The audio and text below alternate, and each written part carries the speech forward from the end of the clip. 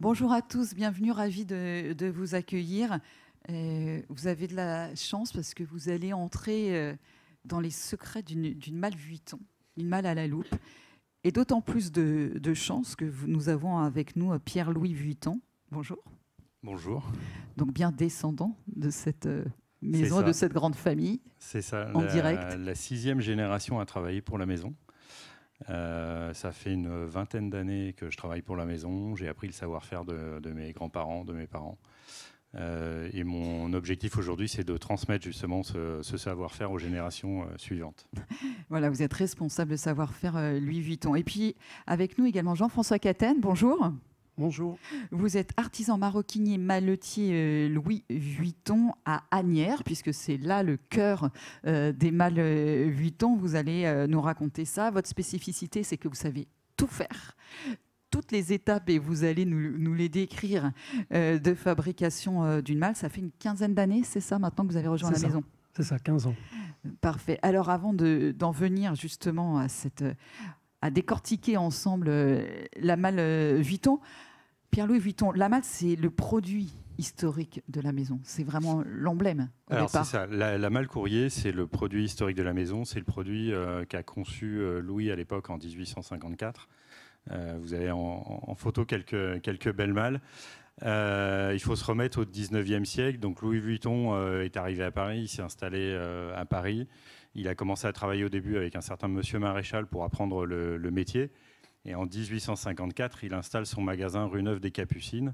On est dans le quartier de l'Opéra, on n'est surtout pas très loin du Louvre, du siège du pouvoir, et des gens qui voyagent et qui ont besoin de malles. Donc au début, la première malle de Louis Vuitton, elle ressemble un peu à toutes les autres. On a pas loin de 200-300 maletiers sur la place de Paris qui fabriquent ces différentes malles. Et en fait, très vite, Louis Vuitton va imaginer des différences, va innover sur la malle pour se différencier des autres. Je peux citer par exemple le fait d'avoir une malle plate. Avant, les malles avaient des couvercles bombés. Il va imaginer une malle plate, une malle étanche. Pareil sur la toile, au début, les premières malles Louis Vuitton, c'est une toile gris Trianon. Et très vite, pour se différencier, il va chercher d'autres toiles comme la toile rayée. On va avoir la toile damier aussi, avec le fameux Louis Vuitton, marque de fabrique déposée. Donc ça, c'est assez amusant parce que c'est la première fois où on vient marquer le nom du maletier sur la malle et on vient expliquer aux autres que si on nous contrefait, on viendra vous chercher des ennuis. Dès le départ, il fallait un petit peu poser les choses. Alors effectivement, différents modèles, et surtout vous en êtes le garant aujourd'hui, c'est ce que vous nous disiez, de la transmission de ces savoir-faire de génération en génération. Et ça passe, je le disais, par l'atelier, voire vous dites la maison d'Asnières. Vous êtes presque né dedans, Pierre-Louis Vuitton. Alors, je suis né à Asnières. C'est ça. J'ai passé mes 10 premières années de ma vie sur le site d'Asnières.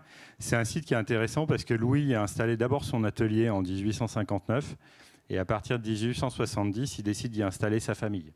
Donc la famille Vuitton va vivre à Asnières pendant toutes ces années. Donc Louis, Georges, Gaston, Claude, mon grand-père. Et puis mon père a eu sa maison, j'y suis né. Et ce site, alors la famille l'a quitté à partir de 1984, mais j'étais un des derniers à vivre ici, avec ces moments où il y avait cette vie de famille, mais il y avait aussi la vie d'atelier, les bruits de l'atelier, les odeurs de l'atelier, et tout ça, je l'ai appris très jeune. Ce qui a été assez amusant, par exemple, quand je suis revenu en 2004 pour commencer à travailler dans l'atelier d'Asnières, il y avait beaucoup de gens et des gens que j'ai encadrés qui m'avaient connu enfant et avec qui j'avais des souvenirs. Parce que c'est l'engagement d'une vie. Mais oui, quand on rentre dans l'atelier Vuitton, on reste, je ne sais pas, les plus anciens dans l'atelier ont combien d'années de maison? Certains, là on a par exemple l'autre jour une personne qui avait 42 ans de maison qui partait à la retraite. Incroyable. Elle était rentrée dans les années 80 sur un site de fabrication et elle partait après 42 ans de vie chez Vuitton. Et puis il y a des gens qui sont très jeunes. Il y a toutes les générations dans un atelier Vuitton et c'est ça qui est intéressant parce que le savoir-faire se transmet vraiment de génération en génération. Le savoir-faire maltier, il a été transmis de génération en génération sans aucun arrêt depuis 1854 dans cet atelier d'Asnières. Et heureusement, parce qu'il n'y a pas de formation de maletier. En fait, on va y venir. Ce sont plusieurs métiers. On peut arriver avec différentes formations. Un petit mot, il y a combien de personnes dans cet atelier? L'atelier d'Anières, on doit être à peu près 150 personnes. Et toutes les malles Vuitton sortent de là? Toutes les malles, plus on a 2 autres ateliers qui nous aident sur certaines commandes. Mais en tout cas, tout ce qui est commandes spéciales et produits exceptionnels sont fabriqués sur cet atelier. Parfait. Allez, on rentre dans le vif du sujet avec vous. Vous avez, je le précisais à l'instant, vous avez une formation d'ébéniste que vous me partagez. Auparavant, vous faisiez des meubles, donc vous saviez travailler le bois, Jean-François Caten. Mais là, voilà, vous entrez dans une autre dimension. Qu'est-ce qu'il a fallu apprendre avant d'en venir? Parce qu'effectivement, il y a du bois, mais il y a de la toile aussi, il y a des ferrures. Exactement, ouais. On ne fabrique pas une malle comme on fabrique un meuble. Ça n'a rien à voir. Donc là, on a énormément de choses à prendre en considération. On a des matières qui se rajoutent sur le bois, ce qui n'existe pas forcément sur un meuble. Donc, et puis voilà, je vous dis, on ne fabrique pas du tout, c'est pas les mêmes techniques de fabrication du tout entre un fût de malle et puis un meuble. Donc j'ai réappris, alors j'avais la connaissance du bois, mais je n'avais pas du tout la connaissance d'une malle Vuitton. Faut savoir que quand je suis rentré chez Vuitton, je ne connaissais pas Vuitton en fait. Quoi ? En fait, j'ai découvert Louis Vuitton pendant les journées portes ouvertes à l'atelier d'Anières, parce que j'avais une amie qui y travaillait. Et j'y allais pas du tout pour postuler ni rien. Je suis arrivé là et j'ai les paillettes dans les yeux. Ah, c'est ça, c'est quand même. Et là, je me suis intéressé à l'histoire de Louis et j'ai adoré cette histoire de ce gamin de 14 ans qui est parti du Jura pour monter à Paris et puis il a monté sa boîte et à force de travail, voilà. Donc j'ai adoré cette histoire-là. Donc ça m'a vraiment donné envie. Et donc j'ai tout simplement postulé. J'ai fait une candidature spontanée. Donc à force d'entretien, etc. Donc j'ai été ça, il faut être persévérant. Et depuis, voilà. Et vraiment, je peux dire aujourd'hui que je pratique ce métier avec passion. J'ai adoré. Donc, j'ai intégré au début l'atelier de menuiserie. Oui. Donc, c'est ce qu'on voit là, en haut à gauche. Là. Première petite question, pardon, Pierre-Louis Vuitton. Quel bois on utilise? Ah bah oui. Tu vas pouvoir nous aider, Jean-François. Je devrais pouvoir. C'est à toi de répondre. On a toujours utilisé le bois de peuplier, en fait. Louis Vuitton avait choisi déjà ce bois à l'époque.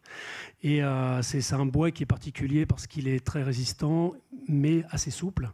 Il est imputrescible. Il a vraiment des résistances mécaniques qui sont complètement adaptées aux mâles qui voyagent. Et surtout, il est très léger. Voilà. C'est un des bois les plus légers. C'est assez amusant. Parfois, il y a des gens qui me disent mais les mâles Vuitton... elles sont résistantes, elles sont en chêne. Je leur dis heureusement qu'elles ne sont pas en chêne. Parce que c'est lourd le chêne. Elles pèseraient le double en fait. Il y a vraiment l'idée du voyage et du bagage transportable. Du bagage, ça il faut l'avoir en tête. C'est pas fait pour être a priori, même si j'imagine que certaines sont posées et beaucoup sont posées dans des salons, dans des chambres, que sais-je, mais effectivement, au départ, l'idée, c'est qu'elles puissent voyager. Donc, nous avons le bois. On commence par la menuiserie. Il y a 6 étapes, mais c'est important de les connaître et d'y rentrer. Allons-y. Donc la première étape, c'est la menuiserie. Donc on va partir déjà d'une idée, alors ou d'un client ou d'un designer. Il va nous faire un croquis. Donc nous, on va travailler sur les plans. Une fois qu'on est bien d'accord sur ce qu'on va fabriquer, on a les plans de menuiserie. Donc on va fabriquer le fût en bois à la menuiserie. Donc on va découper les planches, on va les usiner. On va monter le fût en bois. Ensuite, ça va passer à la deuxième étape. La deuxième étape qui s'appelle le nervurage. Voilà, c'est celle-ci. Le nervurage. Donc le nervurage qui consiste à coller une toile de coton entièrement à l'intérieur du fût, ce qui va donner toute la résistance à la malle, parce qu'on va renforcer tous les angles. C'est la partie un petit peu plus fragile, là où il y a un assemblage. Donc on va renforcer avec la toile de Cretonne qui sera collée. Donc ce mélange de colle et de toile fait vraiment un assemblage solidifie en fait, très très solide et permet d'être plus résistant. Et là, ce qu'on voit sur la photo en haut au milieu, c'est la fameuse charnière coton qui a été développée par Louis Vuitton et on continue de la faire aujourd'hui. Donc qui est deux toiles cousues entre elles au niveau de la charnière. On a toute une technique de collage qui va faire que le couvercle va s'articuler sans pièces métalliques, sans charnière, sans rien. C'est la toile coton qui fait charnière. Et parce qu'on n'a rien trouvé de mieux depuis, en fait. En fait, c'est très très résistant et beaucoup plus léger qu'une charnière métallique. Donc, et puis ça crée l'étanchéité sur la partie inférieure du bagage. On enchaîne avec l'entoilage. Donc l'entoilage, pareil, une technique bien particulière. On a alors la toile classique monogramme que vous connaissez tous, mais une toile damier, ça sera le même principe, c'est-à-dire on va cadrer une toile. Une toile, ce n'est pas posé n'importe comment comme ça. On a des règles à respecter qui ont toujours été respectées et qui seront toujours respectées. On a des règles de cadrage. Donc un Louis Vuitton ne doit jamais être coupé par une losine. La losine, on verra après, c'est les cornières qui protègent les arêtes. Donc on a toutes ces règles à respecter, donc avec des techniques bien particulières qui, pareil, encore une fois, se transmettent d'ouvrier à ouvrier. Enfin, voilà. Avant de continuer dans ces étapes, combien de temps il vous a fallu pour vous approprier? D'abord, on n'arrête jamais d'apprendre, j'imagine, parce qu'à chaque commande spéciale, en plus, il y a des challenges nouveaux. Je vous vois rigoler, on verra quelques-unes tout à l'heure avec vous, Pierre-Louis Vuitton. Mais combien d'années pour tout maîtriser, sachant que vous arriviez, vous, déjà avec une expérience d'ébéniste? Quelques années quand même. Quelques années avant de tout maîtriser, ouais. Ouais. C'est ça. Je peux pas quantifier vraiment le nombre d'années, mais c'est pas mal d'années avant de bien maîtriser quand même. Parce que là, après, c'est toute l'expérience, un métier d'expérience. Hein. Bien sûr. Alors, on continue notre petit tour, le losinage, justement. Donc, le fameux losinage, voilà, ce sont ces petites cornières. Si vous passez au stand, vous verrez. Hein. Je suis en train de faire des petites démonstrations de losinage. Donc, ce sont des cornières en fibre, en cuir, enfin, il y a différents matériaux qui protègent toutes les arêtes chaque arête du coffret ou de la malle seront protégées par ces losines, ce qu'on appelle les losines. Hein. Donc, voilà, donc, tous les clous sont mis à la main. On n'a pas réussi encore à trouver de matière mécanique pour losiner. Donc, tout est fait à la main, comme c'était fait en 1854. On en a combien sur une malle courrier? Sur une malle courrier, on en a à peu près 650. Ah oui, donc ça prend quelques jours pour... Alors, Jean-François est beaucoup plus rapide. Pas mal d'heures. Et puis, ça peut monter à bien plus sur des grosses malles de commande spéciale qu'on a pu faire. Bon, là, la malle courrier, c'est un produit un peu standard, donc on sait qu'il y en a 650, mais ça peut monter à 1000, 1500, 2000 clous, c'est suivant la taille de la malle, ça peut être énorme. Wow, on imagine un petit peu l'ambiance, le bruit dans l'atelier au moment à ce moment-là. Le ferrage. Alors le ferrage, voilà, ça consiste à assembler par rivet toutes les pièces métalliques qui seront autour de la malle. Donc ça va être les coins, les équerres, les boucles, les serrures, tout ce qui va faire que la malle fonctionne et va durer par la suite. Il y a une anecdote, non, c'est pas une anecdote finalement, Pierre-Louis Vuitton, ce que vous me racontiez, c'est que là, on a des ferrures particulières et chaque client a son numéro et sa clé. Alors ça, c'est la particularité de la serrure que vous pouvez voir sur la photo. Elle a été inventée par Georges, donc le fils de Louis, en 1888. L'idée, c'était de se dire qu'une malle courrier qui est dans la soute d'un bateau pouvait être visitée. Les clients avaient besoin de sécuriser les bagages. Et donc, il a mis au point une serrure avec un système de gorge où chaque client va avoir son numéro de serrure, sa clé, qui pourra n'ouvrir que son bagage. Si jamais le client a plusieurs bagages, on est capable de lui faire une clé identique pour l'ensemble des bagages. Et aujourd'hui, on est capable de refaire des clés. Si le client perd une clé, on peut refaire des clés pour ses bagages. J'en ai refait récemment sur des bagages qui dataient de 1918, par exemple. On a toujours ce savoir-faire et cette technologie pour pouvoir le faire. Incroyable. Le gainage intérieur, parce que là on a beaucoup parlé de l'extérieur, mais évidemment le savoir-faire et l'excellence se retrouvent aussi à l'intérieur. Voilà. Donc suivant l'aménagement qu'on aura sur une malle, on peut avoir toutes sortes d'aménagements, suivant ce que le client veut ranger dans sa malle. Donc on aura tout un habillage intérieur qui sera gainé par la suite. Alors ça peut être en microfibre, ça peut être en cuir, enfin toutes les matières possibles. Donc ça va consister à gainer tout l'intérieur, ce qui va également masquer tout le ferrage. Parce que le ferrage, ce que je ne vous ai pas dit tout à l'heure, c'est que chaque ferrage est riveté. Donc c'est un rivet qui va traverser le bois, le fût, qui va rentrer à l'intérieur et on va faire le système de matage du rivet par l'intérieur. Donc ça, c'est pas très joli à voir. Donc on va habiller tout l'intérieur, ce qui va cacher tout le ferrage intérieur. La grande difficulté sur cette étape, c'est que, comme vous l'avez dit tout à l'heure, on a fait tout l'extérieur et puis à un moment, on fait l'intérieur. Et quand on commence à poser l'intérieur, il faut que l'extérieur soit impeccable. Si on abîme une pièce ou si on s'est trompé sur le sens d'une toile ou d'un LV à l'extérieur, et qu'on a entamé l'intérieur, on est obligé de tout redémonter pour pouvoir modifier la pièce. Donc il y a une attention du maroquinier et du maltier à ce moment-là qui est très très importante. On vérifie trois fois. On vérifie 3 fois, c'est sûr. Et il y a quelque chose de très important aussi, puisqu'on est sur des objets qui vont voyager, ce sont les emplacements. On n'a pas juste un trou béant dans une malle, parce qu'il faut y caler des objets. Oui. Et donc là, j'imagine qu'il y a tout un jeu aussi d'ajustement. Voilà, donc bien souvent sur les commandes spéciales, quand on a la chance, on peut avoir l'objet du client. Ça nous est arrivé. Donc, c'est des objets très précieux, bien souvent, puisque c'est des objets auxquels le client collectionneur de tient montres, énormément, par exemple. Voilà. Mais parfois, c'est des objets vraiment avec une forme très particulière. Hein. Donc, on a besoin d'avoir cet objet-là pour caler au mieux, puisque c'est vraiment l'essence même de Louis Vuitton. Hein. Son métier premier, c'était vraiment de protéger, d'emballer les objets précieux des clients. Donc, c'est ce qu'on fait toujours. Donc, on ajuste vraiment l'intérieur à l'objet à protéger. Ouais, tu m'en parlais tout à l'heure. Hein. Tu me disais que tu avais travaillé sur les malles coupe Roland-Garros. Oui.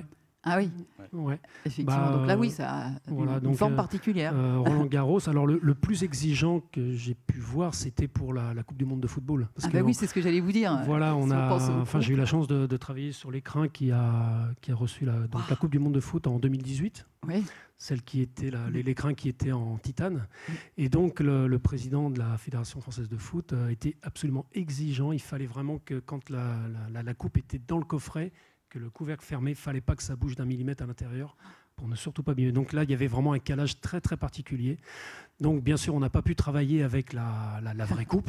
C'est la question que j'allais vous poser. Voilà, donc on a des techniques aujourd'hui. Heureusement, on est vraiment bien aidé avec l'impression 3D. C'est-à-dire qu'elle a été scannée en 3D. Et on a eu la réplique exacte de la Coupe du Monde, parce qu'il faut savoir qu'elle n'est pas droite, elle est un peu tordue. Donc il fallait vraiment ajuster le calage intérieur et l'habillage intérieur à la coupe. Incroyable. Alors là, on est sur des objets particuliers, des malles vraiment très particulières. Ceci dit, vous êtes dans le sur-mesure et dans les commandes spéciales, et on va y venir avec quelques exemples avec vous, Pierre-Louis Vuitton. Mais ceci dit, parce que je sais que s'il y avait des questions, la question serait posée, combien de temps faut-il pour réaliser une malle? Vous allez me dire, ça dépend. C'est ça. Ça dépend. Ça dépend. Alors, une idée, ça se compte en nombre de jours, de semaines, de mois Non, c'est en centaines d'heures, mais oui, ça va dépendre du modèle. Hein. Il y a le rigide, ce qui est génial, c'est qu'on va du très petit jusqu'au très gros. Et en fait, les 6 étapes que vient d'écrire Jean-François, c'est toujours les mêmes étapes. Donc finalement, on peut vraiment passer d'un tout petit modèle à un grand modèle. Mm-hmm. Alors, quelques exemples de malles absolument magnifiques et qui feront partie des archives de la maison. Alors ça, c'est l'historique de la maison. Voilà, 1859, vous imaginez qu'on a 1854, vous imaginez qu'on a énormément de malles de collection. On a par exemple Paul Poiret qui nous avait commandé plusieurs malles. Alors ça, c'est une malle que vous pouvez voir en ce moment à l'exposition aux Arts Déco. Elle est visible là-bas. Exposition sur Paul Poiret, grand couturier. Exactement. Et alors, elle est très amusante parce que Paul Poiret nous en avait commandé plusieurs, donc c'est pour ça que celle-là porte le numéro 6, mais il y en a eu, je crois, une dizaine.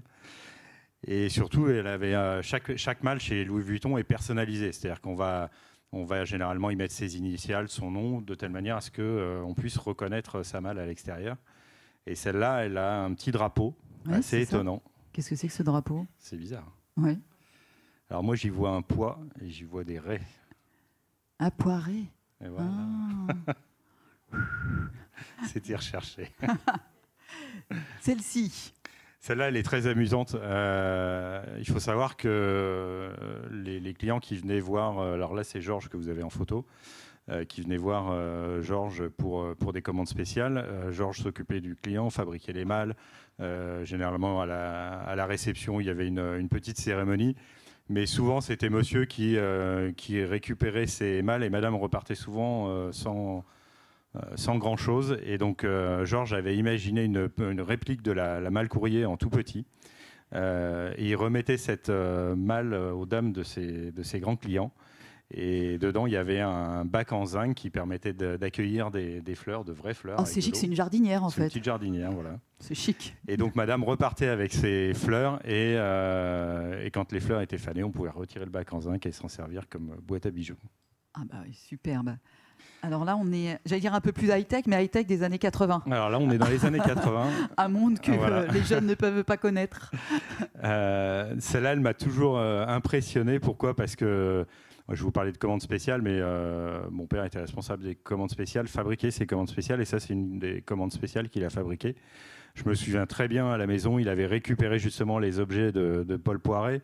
Imaginez, dans les années 80, le petit Walkman, c'était le sujet high-tech du moment. On était très contents de le voir. Et surtout, ça explique bien la façon dont on fait une commande spéciale. C'est-à-dire qu'on récupère les objets du client, on va tailler les emplacements par rapport aux besoins du client, et on va lui répondre le mieux possible avec, vous voyez ici, l'utilisation de matières encore plus nobles. comme le cuir marocain ou le cuir exotique pour l'extérieur. Donc là, on est sur des malles beaucoup plus récentes. Pharrell Williams qui met maintenant ses malles dans l'ensemble de ses défilés. Je l'en remercie parce qu'on en fabrique de plus en plus. Je pense que toi aussi, tu en vois passer quelques-unes. Ouais, c'est clair. Ouais. Ce qui est intéressant à voir, c'est que vous voyez, finalement, c'est une malle d'aujourd'hui avec un créateur d'aujourd'hui. Mais c'est toujours les mêmes techniques qu'on utilise. Et donc, il y a une vraie transmission du savoir-faire et des techniques. Et voilà, la malle est aussi un objet d'aujourd'hui. C'est ça. C'est bien le message. Ah oui, on peut dormir dans une malle. La malle-lit. Ça, c'est une idée. On est à la fin du 19e siècle. On a tout un tas d'explorateurs qui nous demandent des malles pour traverser le monde. Et certains, comme Pierre Savorgnan de Brazza, qui part en Afrique, à un moment va voir Louis Vuitton et lui dit « mais j'aurais besoin d'un peu plus et je voudrais une malle-lit ». Et donc Louis Vuitton lui a répondu, a fabriqué une malle-lit. On en a toujours fabriqué. En 2004, quand je suis rentré chez Louis Vuitton dans l'atelier d'Anières, il y en avait en fabrication.